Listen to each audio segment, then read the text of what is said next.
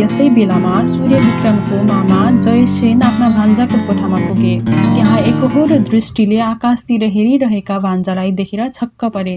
उनलाई मामा आएको ज्ञानै भएन। जयसेन निकै बेरसम्म भान्जाको स्थिति हेरिरहे अनि बिस्तारै गएर तिनको काँधमा हात राखेपछि महाराजको पदवी पाइसकेका सूर्यविक्रम झसङ्ग भएर मामालाई एकहोरो हेर्न लागे। अनि मामा जयसेनले सोधे, बाबु भान्जा, तिम्रो अनुहार आज किन मलिन देखिरहेको छु? सन्चो नभएर हो कि किन हो? अकस्मात मामा आएर यस्तो अप्रत्याशित प्रश्न गरेको सुनि मुख्य कारण लुकाएर उत्तर दिए, मामा, हिजो शिकारबाट फर्केपछि अकस्मात शरीर भारी भएर कपाल दुख्न लागेको, अझ बिसेक भएको छैन। आज रातभरि निन्द्रा विचार गरेको छु। अब हजुरसित 4-5 दिन जङ्गलमा बसेर हावापानी फेर्ने विचार गरेको छु। यसमा हजुरको के आज्ञा हुन्छ? त्यही अनुसार अगाडिको कार्यक्रम निर्धारण गर्नुपर्दछ। बादशाह सूर्यविक्रमले मामालाई ठग्ने कारण थियो। कुनै प्रकारले मामालाई छलेर जङ्गलबाट हिँडी आफ्नी तस्बिरकी प्रियतमा सुनकेशरा मैयालाई भेट्ने उपायमा लाग्नु। मामालाई सत्य कुरा बताउने हो भने मुमा र मामा मिलेर मलाई कतै पनि उम्कन नपाउने तुल्याउँछन्। यति विचार गरेर मामासित मिथ्या कुरा बोले।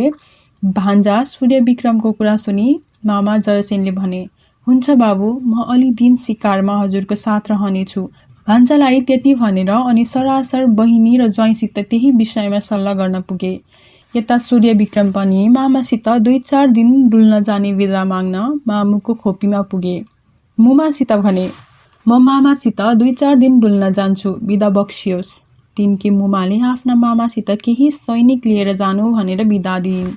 मातापिताको आज्ञा प्राप्त भएपछि सारा व्यवस्था मिलाएर जङ्गलको बाटो लागे।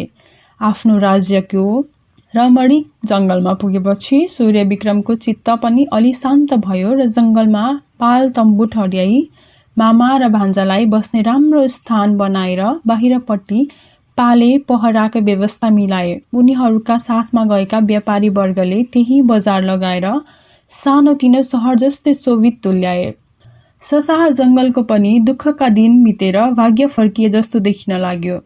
एक दिनपछि मामालाई साथमा लिएर सूर्यविक्रम बाक्लो जङ्गलमा शिकार खोज्दै गए। त्यो घोर जङ्गलमा अनेक जन्तुको शिकार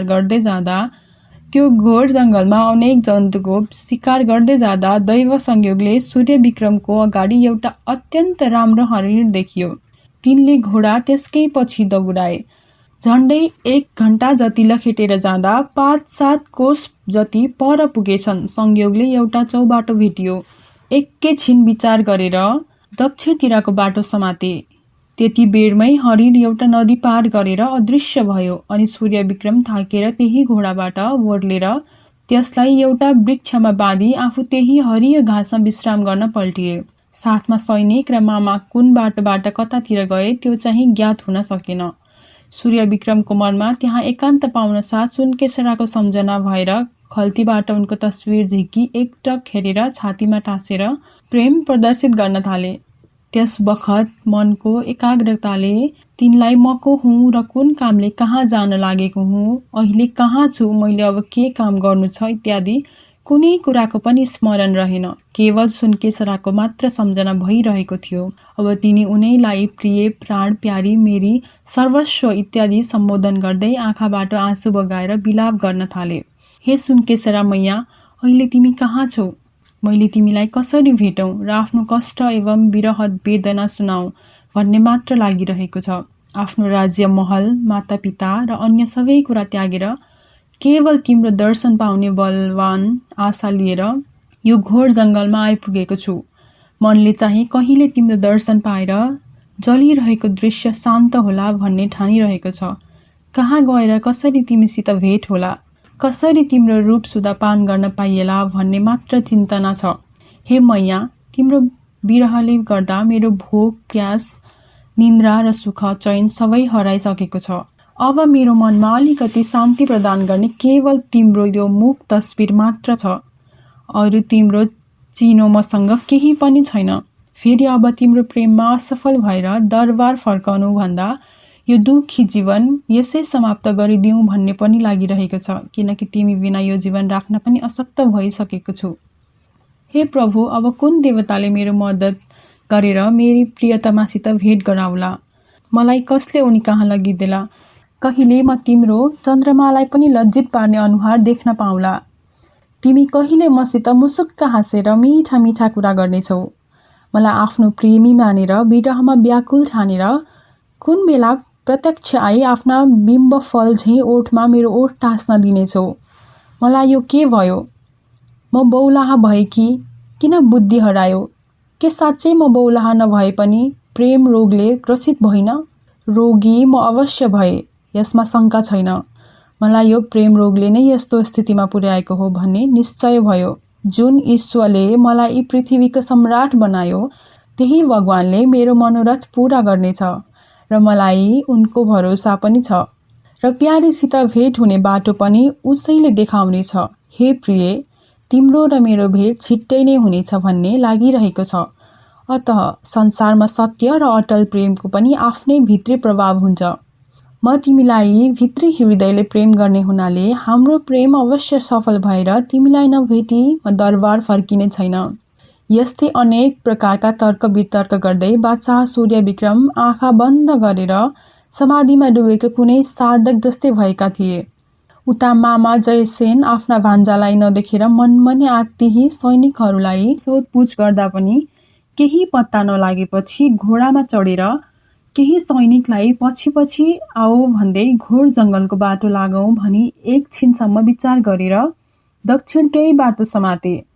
मनमा भगवानको ध्यान गर्दै अगाडि बढ्दै गए। जाँदा जाँदा धेरै पर पुगेपछि सामुन्ने ठूलो नदी देखे। त्यस नदीको किनारमा पुगेर घोडा ओर्ली यताउता चारैतिर हेर्न लागे। ठिक त्यसै बखत केही नगिचे घोडा कुदेको ध्वनि सुनियो अनि भान्जा त्यही कतै छन् कि भनेर आवाज आएको दिशातिर घोडा दौडाउँदै हिँडे। अलि पर पुगेपछि भान्जा र उनको घोडा पनि देखे अनि उनले थाहा नपाउने गरी बिस्तारै हिँडेर भान्जाको पछाडिपट्टि उभिए। त्यस बखत सूर्य विक्रम आफ्नै प्रियतमालाई सम्झी उनको विरहमा आँसु बगाइरहेका थिए। तिनको चाला देखेर जयसेनलाई मनमा शङ्का भयो। यी के भनिरहेका छन् भनेर त्यही वृक्षका अगाडिबाट तिनले कुरा सुन्न र गतिविधि हेर्न लागे। तिनको मनमा जुन शङ्का उत्पन्न भएको थियो त्यसको पुष्टि भान्जाको चाला र बोलीले गरिदियो। एकैछिनपछि सूर्य विक्रमले आँखा उघारी आकाशतिर हेर्दै कसैले पनि नजिकै नआई सुन्न नसक्ने स्वरमा भन्न लागे, हे ब्रह्माण्डका स्वामी, अब झट्ट मेरी प्रियतमा भएको स्थानमा मलाई पुर्याउने कुनै आश्चर्यजनक घटना घटाइदिनुहोस्। अहिले यो घोर जङ्गलमा हजुर बाहेक मेरो रक्षा र सहायता गर्ने कोही पनि छैन। हे मेरी सुनकेशरा रानी, तिमीले त मलाई आफ्नो तस्बिरले नै बिना मूल्यको सेवक तुल्यायो। मेरो यो दुर्गति तिमीले पनि आएर हेरिदिए पाप त लाग्ने छैन। बरु म दुखीको चित्त अलव्य वस्तु पाएको भन्दा पनि बढ्ता प्रसन्न हुनेछ। मैले आफ्नो तन मन धन सबै तिम्रो पाउमा अर्पण गरिसके, अझ पनि तिम्रो दर्शन पाउन सकिन। यो कस्तो दुर्भाग्यको कुरा हो। मामा जयसेनले देखे भान्जा सुनकेशराको विरहमा बौलाहा जस्तै भएर प्रलाप गरेको सुनि साह्रै दुःख माने र मनमनै तर्क गरे। भान्जाले सुनकेशराको तस्बिर भेटेर हेरिसकेछन् भन्ने पक्का भयो र तिनको सौन्दर्यको शिकार पनि भइसकेछन्। यी त सबै कुरा बिर्सेर उनको रूपमा तन मनले मोहित भइसकेछन्। अब के उपाय गरौँ इत्यादि विचार गरेर सामुन्ने आई प्रत्यक्ष भन्न लागे, हे ब्रह्मा बहुला जस्ता भएका देवादिदेव, हजुरलाई मेरो 1000 नमस्कार छ। हे प्रेम देवी, एउटा पृथ्वीका बादशाहको यो गति पारिदिने तिमीलाई पनि नमस्कार छ। बाबु भान्जा, भावीले लेखिदिएको कसैले पनि मेट्न त सक्दैन र हुने कुरा नभई छाड्दैन। अतः अब चिन्ता गरेर होइन कि उपाय गरेर कार्य सिद्ध गर्नुपर्दछ। हजुरले दाजु बहिनीको कुरा सुनेर तस्बिर पनि हात पारिसक्नु भएछ। अब चिन्ता गर्नु पर्दैन। म पनि यस काममा पूरा सहायता गर्नेछु। सूर्य विक्रमले भने, मेरो हितैषी मामा हजुर र मुवाको वार्तालापमा निदाए झैँ गरेर अनेक कुरा सुनिरहेको थिए र संयोगले सुनकेशरा मैयाको तस्बिर पनि हात पार्यो र हेरे। त्यो तस्बिरले नै मेरो मन चैन खोस्यो। एउटा पृथ्वीको एक छत्र बादशाह भएर पनि आज एउटा मूर्ख एवं बौलाहा जस्तै भएर यस्तो दयनीय स्थितिमा पुगेको छु। अब ती सुनकेशरासित मेरो सम्बन्ध जोडिदिने जिम्मेवारी हजुरको काँधमा राखिदिए। तिनका पितासित भेट गरी आफ्ना प्रभावशाली कुराले तिनलाई राजी गराई उनकी पुत्री मलाई विवाह गर्न मागिदिसियोस्।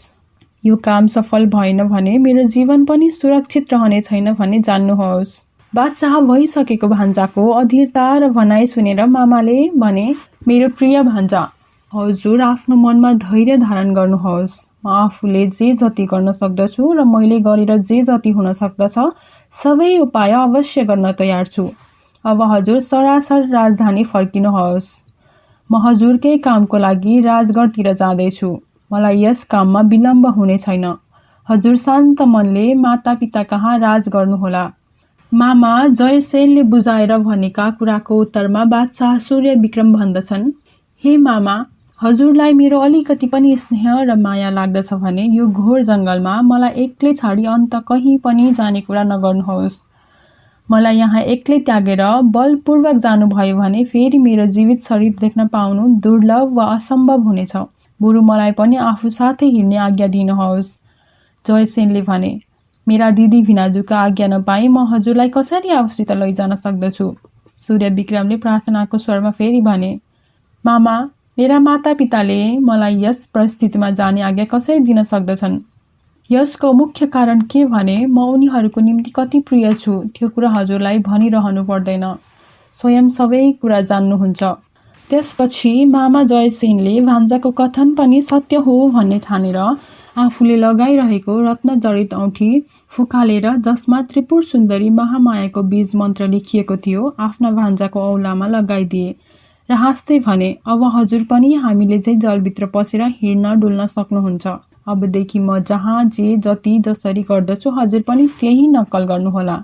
मामा र भान्जा दुवैले त्यही सल्लाह गरेर विचित्र याममा वायुको गतिले त्यहाँबाट उडेर सिन्धुको किनारमा तुरुन्त पुगे। समुद्र देखेर सूर्यविक्रम निकै खुसी भए। एकछिनसम्म समुद्रको वेग र जलको रमणीय शोभा हेरेर दुवैजनाको सिन्धुको अगाध जलमा हाम फालेर अदृश्य भए। औँठी र बीज मन्त्रको प्रभावले सूर्यविक्रमलाई भूमिमा हिँडेको भन्दा पनि बढ्ता आनन्द र आराम प्राप्त भयो। निकै बेरपछि ती दुवैजना जयसेनको राज्य नारायणगढ पुगे। आफ्ना बादशाह आइपुगेका देखेर प्रजागण अत्यन्त प्रसन्न भई जय जयकार गरे। आफ्नो नातिलाई देखेर महारानी सोनियाना प्रसन्न भई काखमा राखी शिर सुगेर आशीर्वाद दिई कुशल मङ्गलको प्रश्न आदान प्रदान गरिन्। सूर्यविक्रमको आगमनले सबैलाई अपार हर्ष दियो। केही बेर हजुरआमासँग बसी सूर्यविक्रम आफ्ना मामाकी पत्नी माइजूलाई भेट्न उनकै खोपीमा दलिख भए। त्यहाँ माइजू र भान्जाको परस्परमा वार्तालाप आरम्भ भयो। उता जयसेन उचित मौका पाएर मुमासित सूर्यविक्रम राजकुमारी सुनकेसराप्रति मोहित भएको सारा कुरा सुनाइसकेपछि अगाडिको निम्ति के गर्ने भन्ने विषयमा चर्चा गर्दै भने, मुमा, अब म यहाँबाट गएर प्रतापगढका बादशाह अश्वकेतुसित कुराकानी गरी आफ्नो भान्जाको निम्ति सुनकेसरा रानीलाई माग्दछु। हेरौँ ती कस्तो उत्तर दिँदा रहेछन्। मेरो अनुमानले त तिनले अस्वीकार गर्ने कुनै पनि कारण देखिरहेको छैन। छोराले राखेको यस्तो प्रस्ताव सुनेर महारानीको चित्त प्रसन्न भएन। तिनले 1 मिनेट जति विचार गरेर भनिन्, बाबु, तिमीले यो राम्रो काम गरेनौ, किनकि ती बादशाह अश्वकेतु अभिमानी, घमण्डी र उद्दण्ड स्वभावका छन्। ती समस्त संसारमा आफूभन्दा ठुलो र बुद्धिमान र वा गुणी अरू पनि छन् वा हुन सक्दछन् भन्ने कुरा विश्वास गर्न असम्भव छ। तिनको स्वभाव यथार्थ जानेर पनि तिनकै छोरीको रूप र गुणको चर्चा चलाई तस्विर समेत हेर्ने मौका दिएर राम्रो काम गरेनौ। बालक भान्जालाई यो मिथ्या आश्वासन दिएर माया मोहमा अल्झाउनु उचित थिएन। तिमीहरूबाट यो अक्षम्य भूल भएछ। अब यसको निराकरण कसरी होला भन्ने विचार गर्नु आवश्यक छ। जयसेनले बिन्ती गरे, मुमा, हामीले उपाय नगरेको होइन, तर दैवको इच्छाको सामु हामीले गरेको सुरक्षा व्यर्थ हुन गयो। हुने कुरा नभई छोड्दैन, नहुने कुरा कदापि हुन सक्दैन। यो दैवको विधान हो। अतः बितिसकेको कुरामा चर्चा गर्नु झन मूर्खतापूर्ण काम हुनेछ। भान्जा सुनकेसरामाथि तन मनले मोहित भइसकेका छन्। अतः ती कन्यासित विवाह नहुने जस्तो स्थिति आइलाग्यो भने भान्जाको जीवन सुरक्षित रहिरहन्न भन्ने मेरो आँट पुगिसकेको छैन। तिनले आत्महत्या गर्न पनि बेर लाग्ने छैन।